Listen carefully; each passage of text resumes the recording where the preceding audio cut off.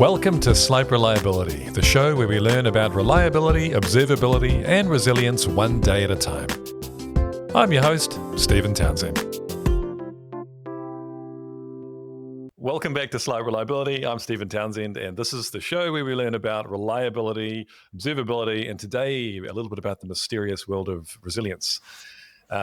Today, I'm joined by John Allspaw, who is co-founder of Adaptive Capacity Labs and has been working to bring new perspectives from the field of resilience engineering to the world of software for the past 10 years. Previously, he was CDO at Etsy.com, and he worked at Flickr and Friendster before that. And he got his master's degree in human factors and systems safety in 2015. John, how are you? I'm doing well, very well. Well, I'm doing as well as can be expected. How's that? Under particular These circumstances? days. Yep, these days. Yes, true. Yeah. Yes. I'm feeling a normal amount of chaos in general and chaotic that's, but it's commensurate. Like it's the steady state is bananas here in the United States. And so I would say that I'm tracking along the way you would expect with bananas things going on. So that's what I would say. It's probably a little bit off topic, but yeah, there's this kind of circle of, I'm big on the moment of circle of influence and circle of control and not trying to go too far beyond that. I do wonder though, because I've just gone, I can't do anything about that. Just get on with your life. But I wonder if there's like an element of I'm not doing my bit to be aware of what's really going on. Oh, it's funny. This topic has come up. I like to describe myself as a recovering CTO. But regardless, having been a CTO of a publicly traded company, I got real good at a move that I believe therapists call compartmentalization. And yeah, I feel like I've been exercising some of those skills more often these days than I did when I was CTO. So yeah, luckily there's lots to do work-wise and, industry-wise. So it's not all that bad. If I need a little bit of what's going on, I'll ask my wife, who is like a news junkie. Like she keeps up. She'll like spoon feed me whatever, however much I can take. And then I'll say, okay, talk to you tomorrow about that. So, yeah. You went to a couple of, you spoke at a couple of conferences recently. One of them was SREcon. I can't remember the other one. What was the other one? Well, it's funny that you, I don't remember the other one. I attended SREcon. It was the first SREcon 2 weeks ago that I went, and I didn't actually speak. I spoke the one last year, but man, it's been, when I go to conferences, I usually am there because I'm speaking, but I purposely went so that I could be with people and like really be present. And everybody who I was looking forward to running into was there. And yeah, it was really great. Yeah. Well, today we were going to talk around this, loosely around the theme of learning and particularly learning from incidents, which is a huge topic and there's a lot to unpack there. The first thing that I think when we caught up quite a few weeks actually ago now was this idea that learning is this activity that we kind of pretend we'd rather not have to spend time learning because it's, I don't know, for whatever reason. Maybe it's not as individuals, but as an organization, organizations are like, well, but that's not productively getting us the thing which is going to make us the money. So why would I want to invest in that? Yes. Yeah, smirking because, this is exactly the idea. And it really boggles my mind. I think about this phenomenon that you just captured so very well all the time. There's a couple of different ways I'm going to answer your question. People that have that, well, why should we do that? We need to have they should do the stuff that's making us money. How do you think they're making money to begin with? You know what I think? Learning, here's the thing. Learning is not a thing that doesn't happen. It's constant. You can't actually prevent it from happening. That's what being a human, it's a core attribute of being a human. And in fact, from the day you're born, you can't stop learning. You begin learning and you don't stop.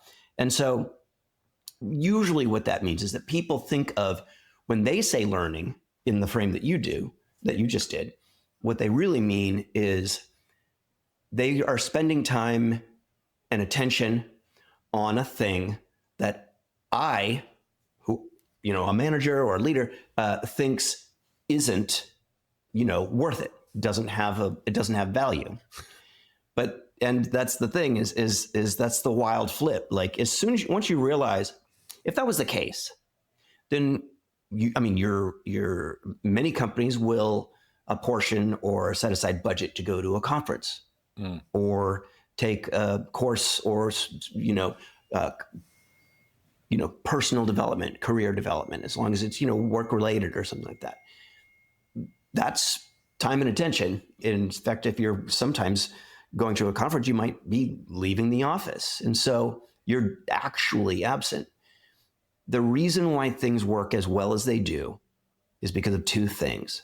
The people who are building the software, managing the software, waking up in the middle of the night when it breaks, either they, one, have had personal experience in how it's been broken before, maybe in a previous company, but they're familiar with it because they've had personal experience. Now, we can't really broaden that. You can't make that happen. I mean, if you can, then you're in the wrong business and you should go to Las Vegas. And the second is what's known as vicarious learning. That is where you and a much broader audience, much broader group of people can learn from the personal experience that others have had. It's like a scaling thing, if you will. And there's a number of ways that happens. It happens even if you don't plan on it. But when we say learning from incidents, it's a lot about the interest in learning from incidents recently, in the past couple of years, is because it's a perspective shift. My colleague, Richard Cook, was fond of saying that, let me see if I get it right, good results come from experience, and experience comes from bad results. And so,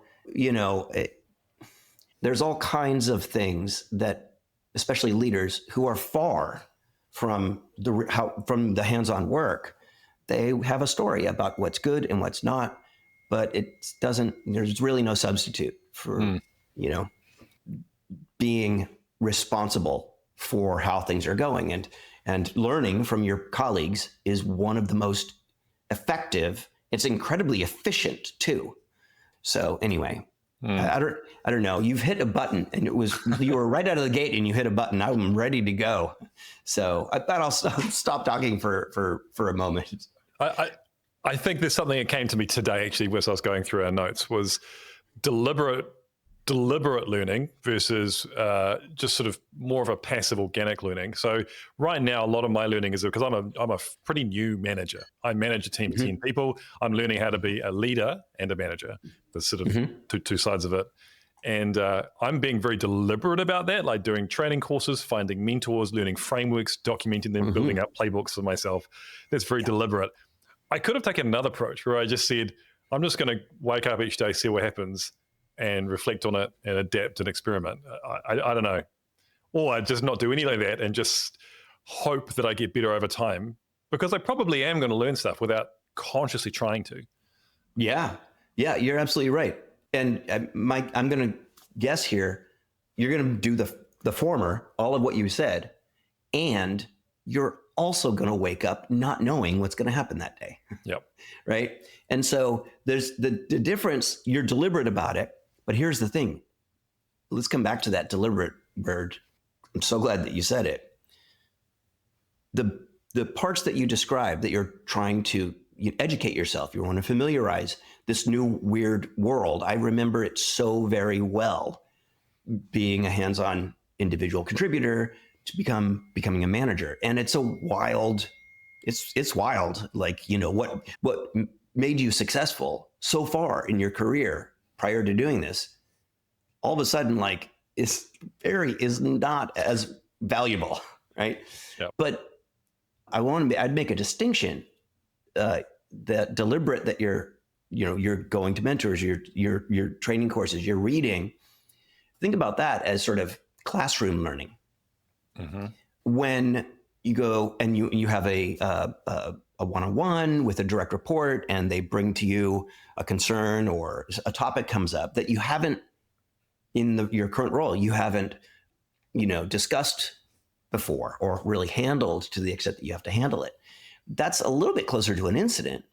Incidents, you don't say, oh, I'm going to put in a request so that one of my direct reports comes to me with this exact type of problem. And you also next Tuesday, it'd be really great if Kafka got really screwed up in the afternoon. This is called situated learning. Situated learning is where it can't be predicted.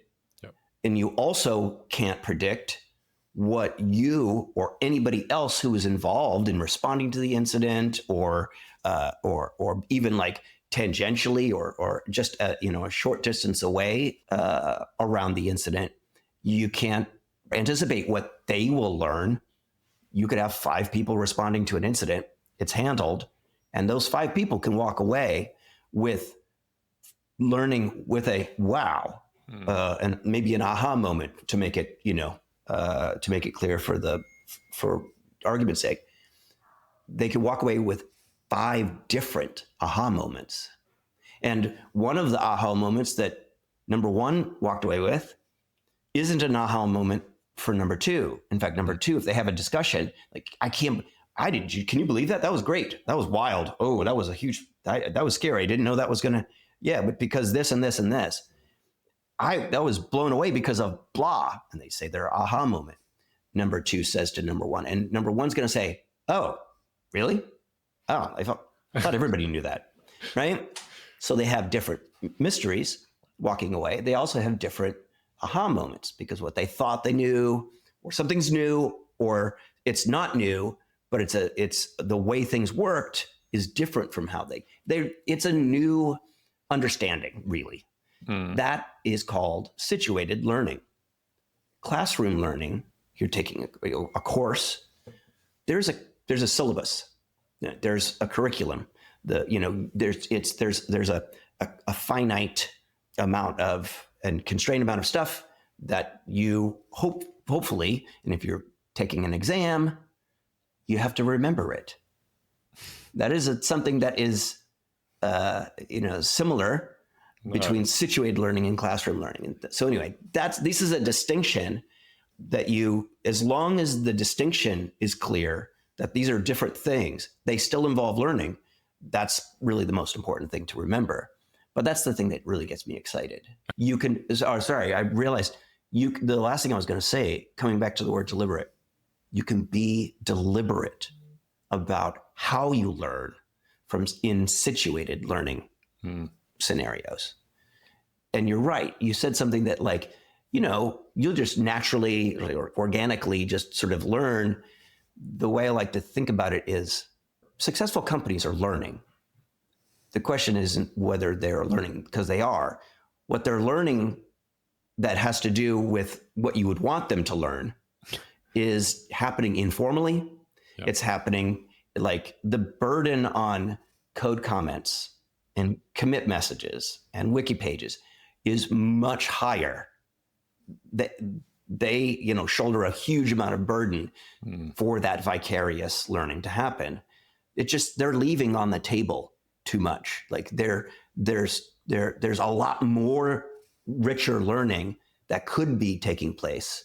But yeah, so anyway, how do you scale out that situation? What's it called? Situated learning, because you've got some people. Well, maybe I've got the safety one old school mindset here, but I'm thinking there's some really great learning that has happened. And we've understood this whole thing, I think, in a whole new lens, a whole new paradigm maybe, and it's going to completely change the way that we operate this or build this or whatever it is. And then taking that and somehow, obviously, no one else can have that experience exactly the same way, but there's something there that can be, disseminated. But I don't know how do you? It's documentation or Well, no, thank you. This is what a great question. Yeah. And dissemination. If you think about learning doesn't happen as a transfer, right? There's a difference, for example, between taking a university class and just taking the textbook from the university class and reading it, right? The belief is that it's you're producing, you have some expertise, or you've got some understanding, or a story or a narrative or whatever, and you write it down in a documentation or a write up of an incident, or somebody asks you 5 whys or some stupid stuff like that. Anyway, you're going to produce a thing, and you're going to give it to somebody, or like even better, like it will be made available, distributed. That's just not how learning works.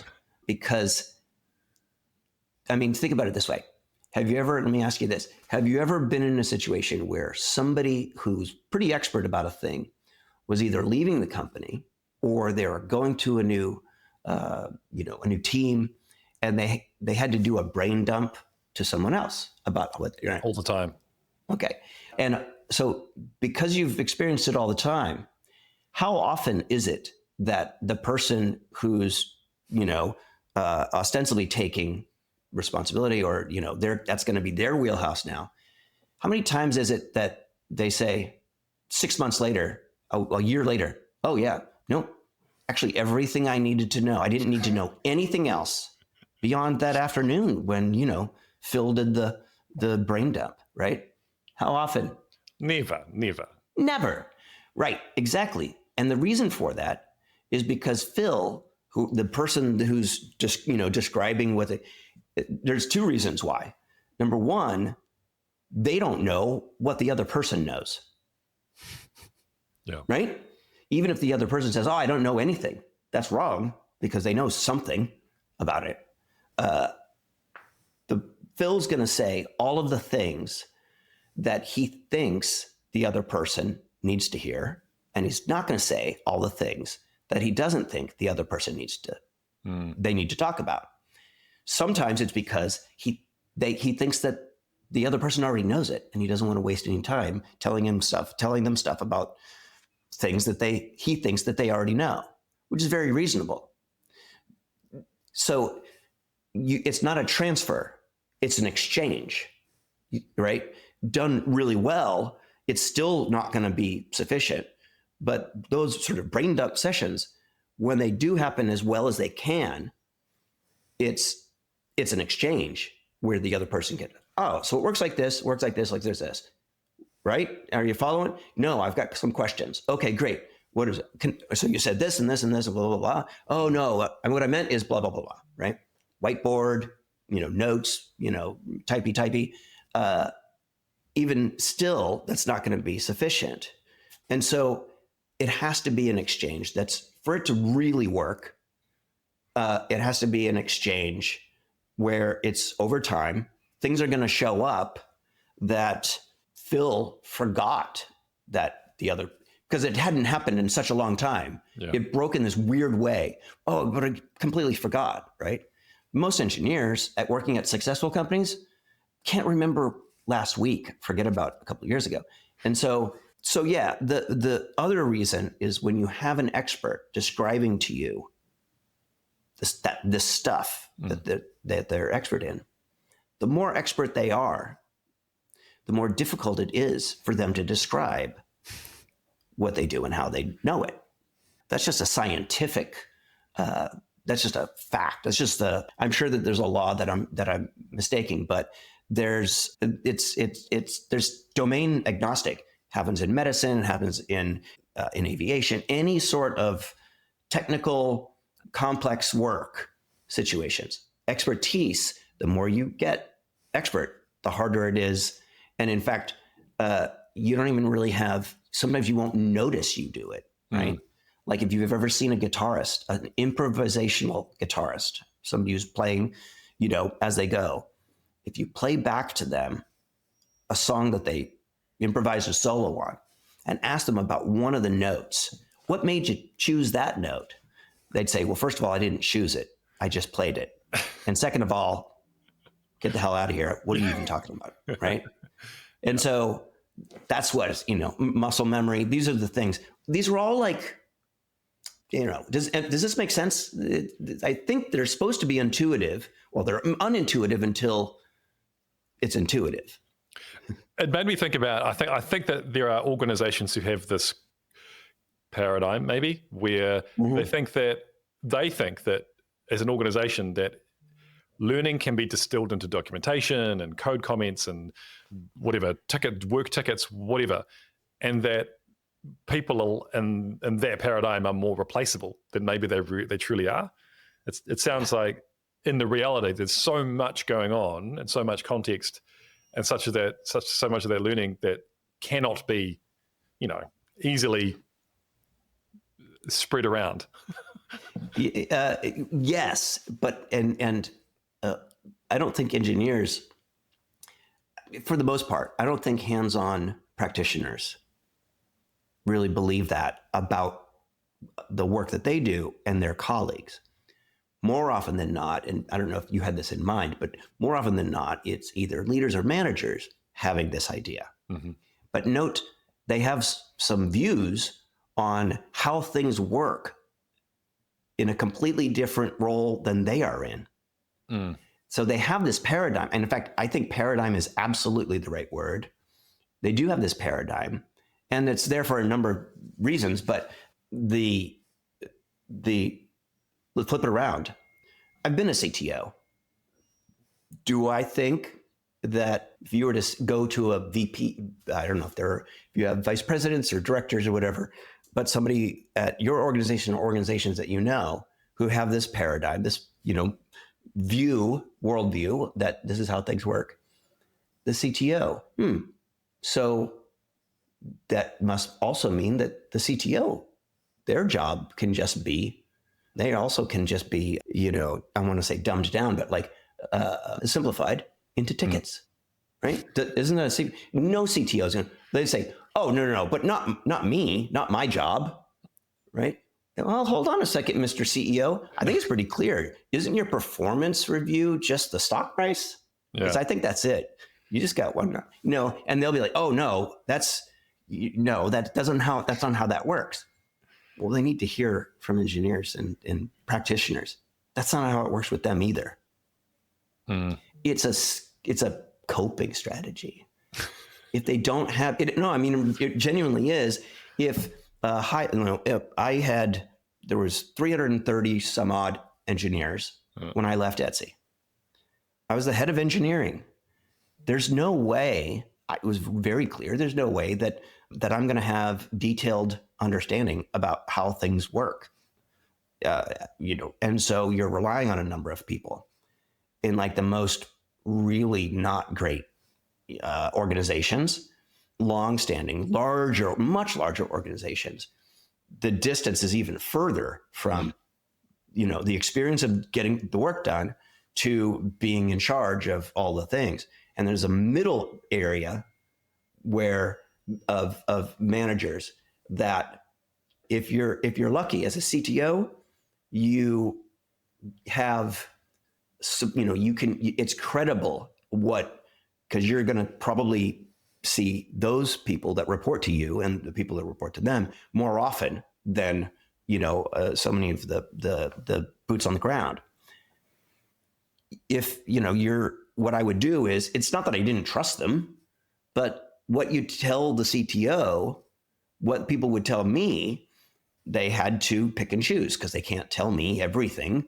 So they're going to sort of not summarize, but sort of like cherry pick the things. And they're always, I was sort of blessed for them to be always credible and like they were trustworthy and honest. That's not always the case. And even if they are, they may omit something. They might not tell me something because they didn't think it was that big of a deal. Not knowing that I was very much interested and concerned about this particular thing.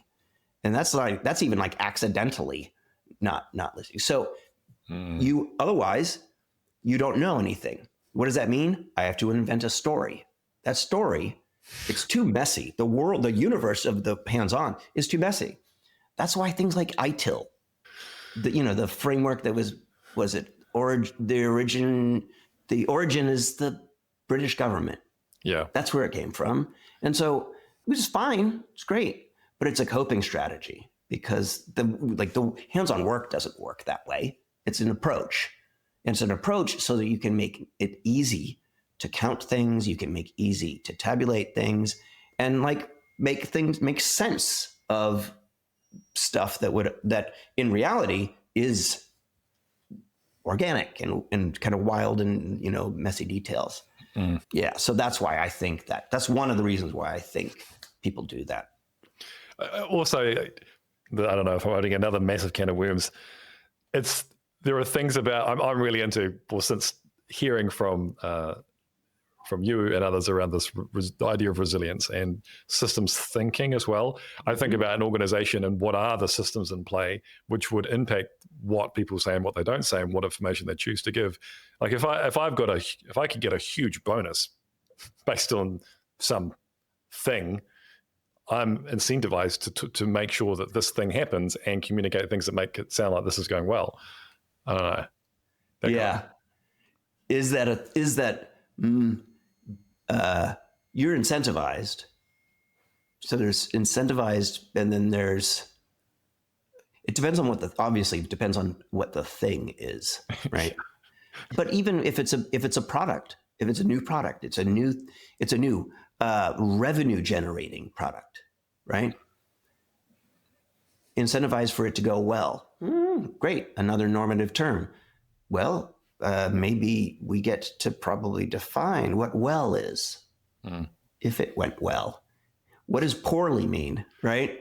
And so as long as there's a way to, hedge around these things, then both directions, there's rewards and there's punishments, right?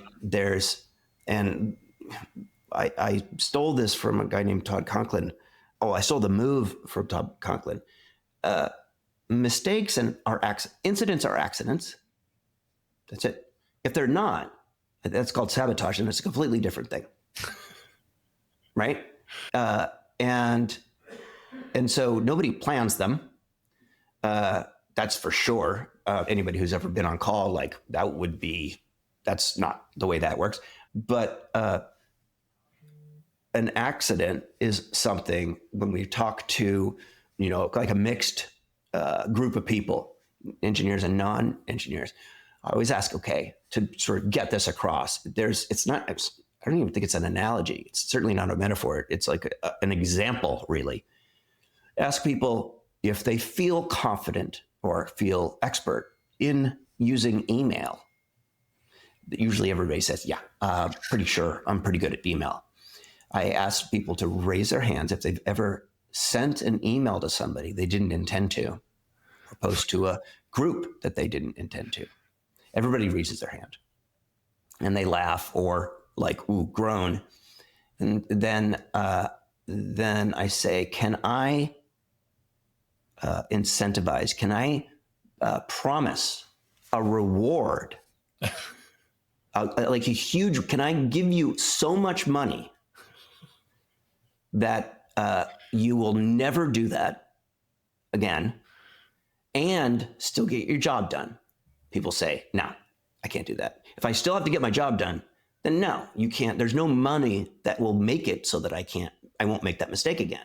And said, okay, we'll flip it around. Can I threaten you with punishment? So much punishment, just out of your mind punishment. Yeah. Can I threaten you so that you won't do it? And you still have to get your job done. And they say no. In which case, that right there, it's a palpable understanding that these are accidents. Accidents can't, you can't pay. It's telling people to pay more attention. Yeah.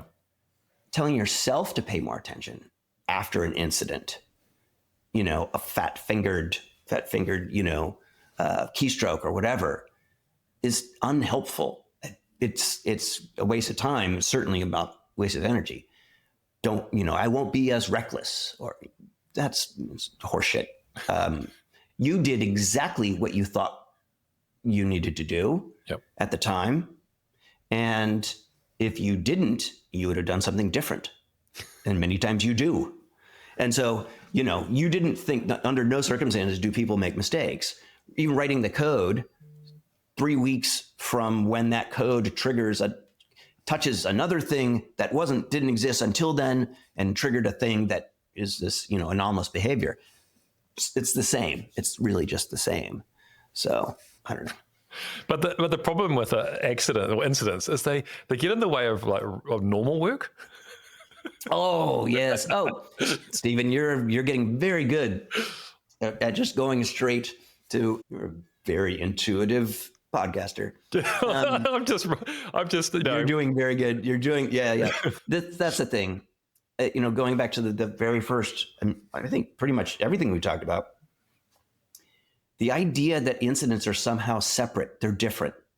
It's a cost of doing business, or an inevitability that's really just sucks.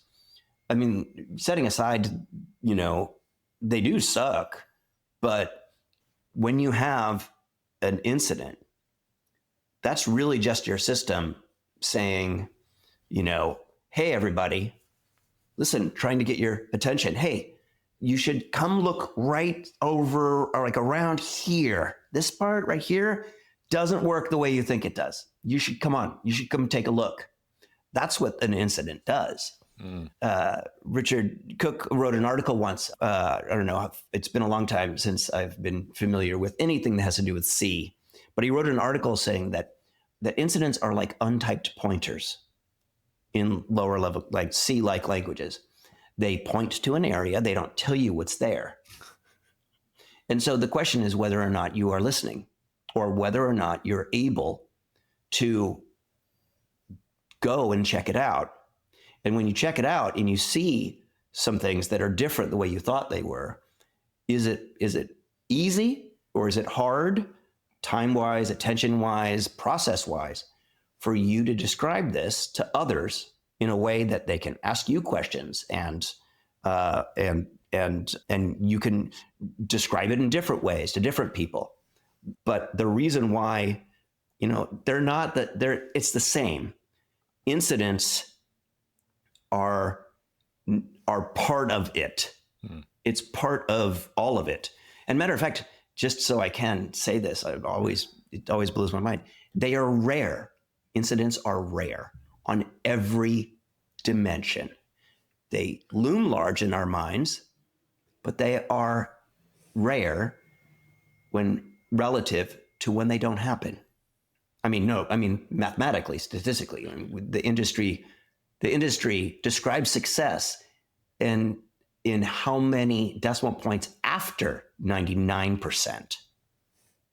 If 99% of the time if you have two nines, which is 99%, I can't remember actually, that's two nines. Yeah, two nines. If you have 99% uptime, then that means if you had 90% uptime, whatever uptime is for your organization, that means that whatever happens during that 90%, literally 90%, do you think 90% of your day is successful? 10% isn't. I'd be happy. Yeah. And so the question, so you have all of this data. Resilience engineering flips the script, right? You mentioned safety one earlier, but the predominant traditional view is look at when things fall down and break, look at them closely so you can fix those things. You're going to look for gaps. You don't look for anything else. You go and look and you fix those things. This is what Eric Holnagel termed safety one. Safety two is really just a term. It's a framing that Eric put together to describe the nucleus, the entire crux of resilience engineering, which is that people are doing things that prevent incidents, that keep things working amazingly, and they're constantly adapting what they do And that is where success comes from. Mm. What is the line? Because I'm writing a blog post relative to this. We are not custodians of already safe systems, right? We don't. It's not like there used to be a joke in human factors, and it's either set in a cockpit of an aircraft or control room of a nuclear power plant. But the joke goes, what does it take to fly? Let's say an aircraft. What does it take to fly a 747? A person and a dog, and the person is there to feed the dog, and the dog is there to bite the person if he touches anything. And so that's what makes it funny in the human factors world is that it's a belief. The belief is, but it's founded on nothing. That everything is fine, and so safety 2 is we ought to look into what makes people successful all the time, rather than. And so there's a flip side. I mean, there's like a little in the middle, and that I like. It's hardly my idea, but just think of incidents as it is hard to look at success. You can't have a meeting at the end of the day and say, all right, everybody, let's go over all of the things that could have gone wrong and didn't. First of all, you'd be there. You'd never go, you'd be there until the next day. And it's because the answer is every second, everything. But what an incident does is give you, because nobody says, nobody says, I don't know if we should spend any time at all. I don't want to waste 1 second talking about that issue, that outage that we had. I mean, even those doing it very poorly would say, no, I'm not surprised that you're going to have a meeting at the very least, or a couple people talking. It's an excuse. It's an excuse to not just talk about what went wrong. But if you're good and you're deliberate about it, then you could also talk about how it's supposed to work, what your expectations are about how you can't understand how something is broken if you don't know how it's supposed to work in the first place, right? And so use that as an excuse to have a description, have the narrative about how people understood what was happening, how they understood what to do about it, what are the various pros and cons sometimes about doing this thing. 3 things can work it out, mitigate it, but they all have downsides. So let's wait, or is it we think we fixed it? Is it? There's all kinds of difficulties, and if they include what's difficult in handling it, it just means that that's part of the story, and that is how it's not disseminating, but it's enriching. What we like to say in the work that we do is that the goal of incident analysis, which is a means to an end, right? Learning from incidents effectively requires incident analysis, but you don't do incident analysis for incident analysis. The idea is to construct the richest understanding of the incident for the broadest possible audience. And when it goes well, and we've seen it go well, it's so wild. It's going to be novel for a while, just like DevOps was and continuous deployment, but it won't. At some point, it'll be like, that's just called software engineering.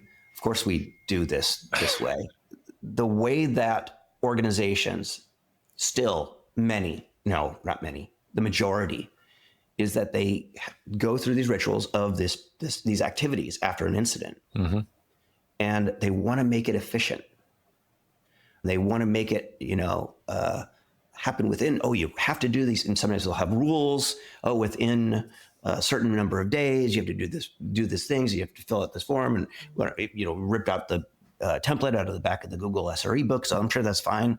Fill it out, only to produce artifacts that no one will ever read again. Why? Because they're terrible. They don't tell you anything about the incident.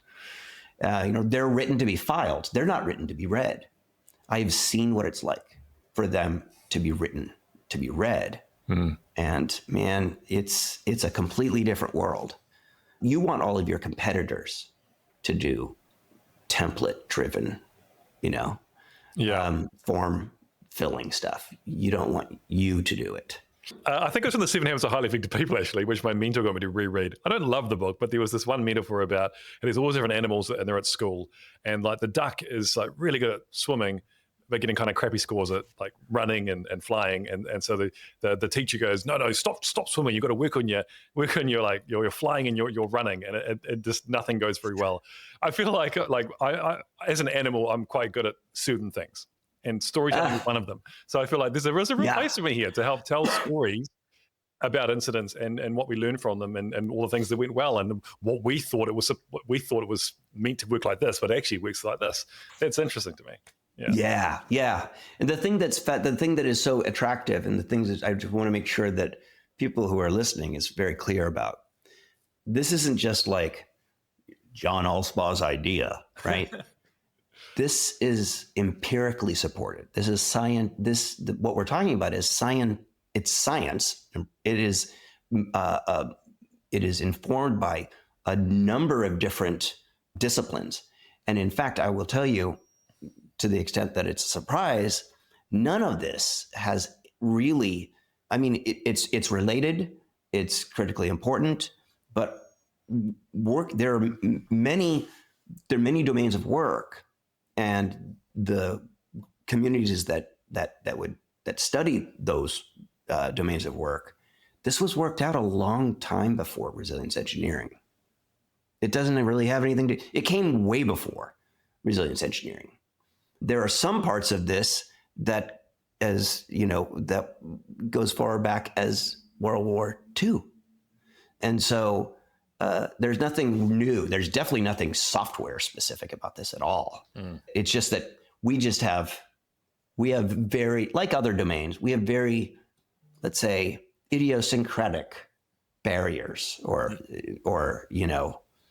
friction, little bits of friction in different ways. One of them is like bosses that want things to fit in nice boxes. One of them is just software engineers. We like to fix things. Anything that keeps us from making things, and fixing things it's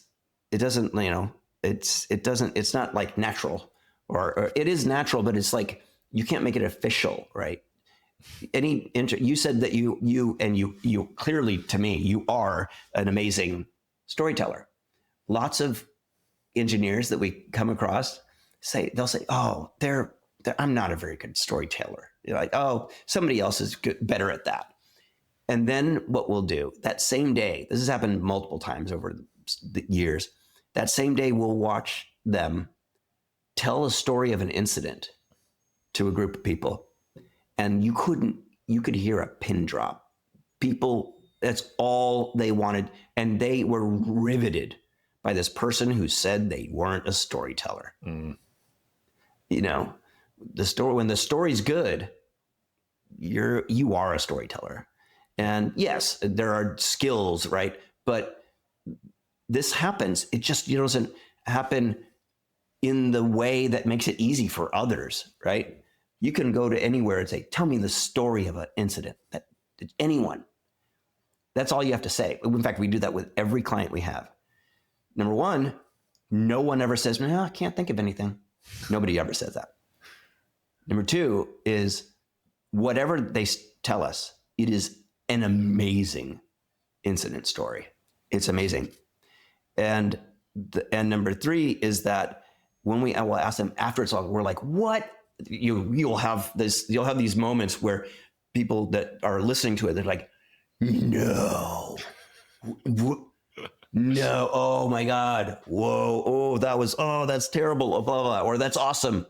And then right after they're done, like, wow, that was a great story. If I went to go find the write-up for this incident on your wiki, how much of what you just said is in there? Yeah. I don't know. So anyway, that's the point that I'm trying to get at. But yeah, I don't know. I am aware that we've run out of time. Is there anything else you really wanted to hit on before we close off? Yeah. Well, I would like to plug the Resilience and Software Foundation. It's the interest in these topics: incident analysis, learning from incidents, resilience engineering, human factors, cognitive systems engineering, naturalistic decision making. All of these topics over the last 5, 10 years in software continues to grow. And we have there's an organization, it's a nonprofit in the US that some colleagues put together, and there's a Slack, and it's a great place, and the idea is to have a really diverse, everything from novices or people who are newcomers and just, oh, I heard about this thing that's part of stuff and somebody's told me about this, but I don't know anything else, all the way to people who have degrees in this stuff. And it's different. It's different than other groundswell, grassroots, phenomena like continuous deployment and DevOps, because it has so much credibility. Resilience engineering and those other fields around it. It's brand new as far as the scientific field is concerned. It's only 20 years old, but it is 20 years old, and software is only recently been involved in that community. And so yeah, I wanted to plug, if you're at all interested in any of what I'm rambling about, then you should go look that up.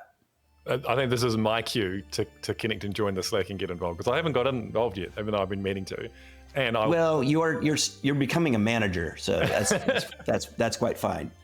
But yes, Stephen, you should. There's the water's fine. Come on in. I will put links to connect to the Slack and to any other resources in the description of this episode, along with, if you do finish your blog post before this comes out, a link to that. Yeah. Oh yeah, absolutely. I will send it to you immediately. Yeah. Thank you so much, John, for coming in and chatting about all of this. It's like the thing which has been the most exciting. I know it's like this. For me, it's quite ephemeral, so there's a lot of components to it. But it seems like what I've been searching for, I guess, for a while.